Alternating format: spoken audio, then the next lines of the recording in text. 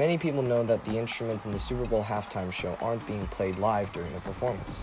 Instead, Shakira and J-Lo performed over a backing track like karaoke. This is a series about the joys of live music, but ironically, the first video will be about using pre-recorded tracks in live performances.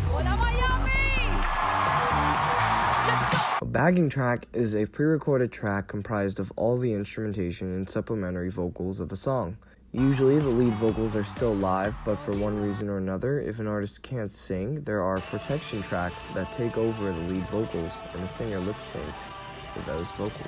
There are plenty of reasons for musicians to use a backtrack while performing.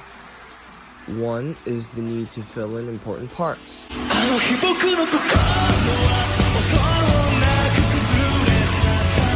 Another reason is time constraints.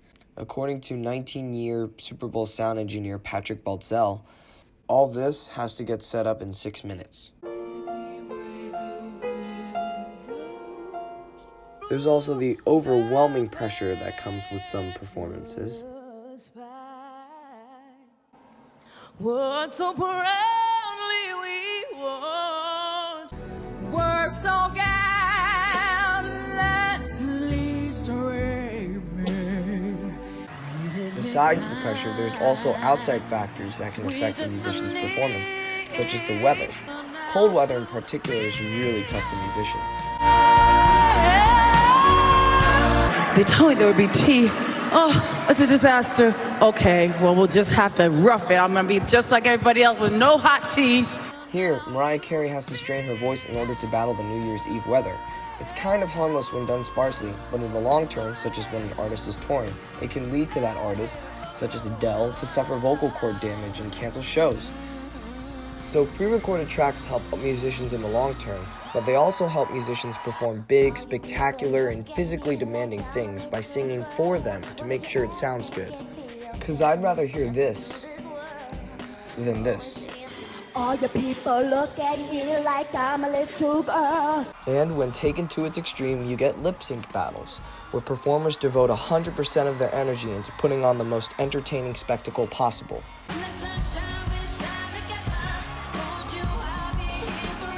So whether they're doing a big dance number or flying through the air, they're most likely singing to a pre-recorded track.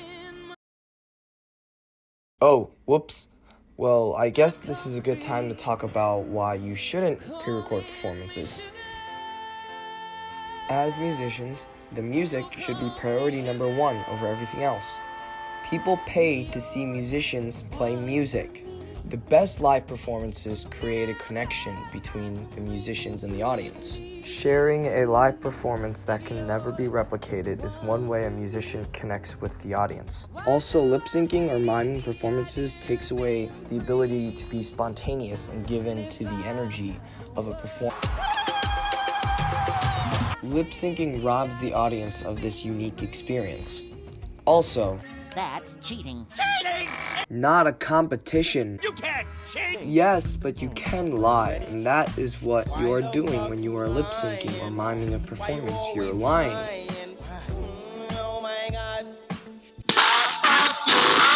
I think everyone who lip syncs in public on stage when you pay like 75 quid to see them should be shot. Besides artistic integrity, many musicians stay away from miming performances because getting caught is simply not worth it. It is a huge hassle that puts the musician's character and talent into question.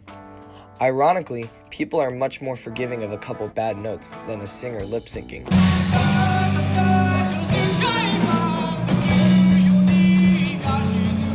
This applies to instrumentalists too, especially those that play in genres that value virtuosity like rock and metal. In an effort to stay authentic, some artists don't even try to hide the fact that they aren't performing live.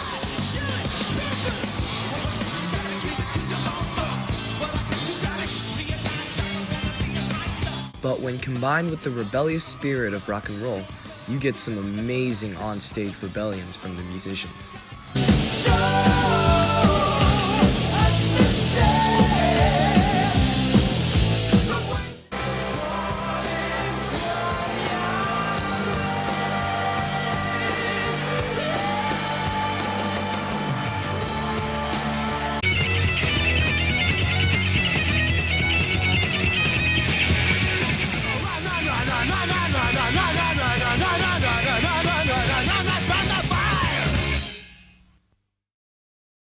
In conclusion, backing tracks help artists fill in important parts, reduce setup time, and ensure quality sound.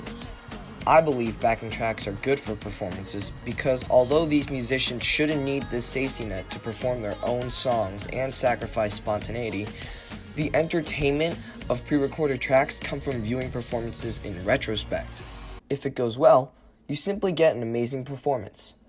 Maybe even one of the best performances of a certain country's national anthem. If it goes poorly, you get very cringy, yet very entertaining content.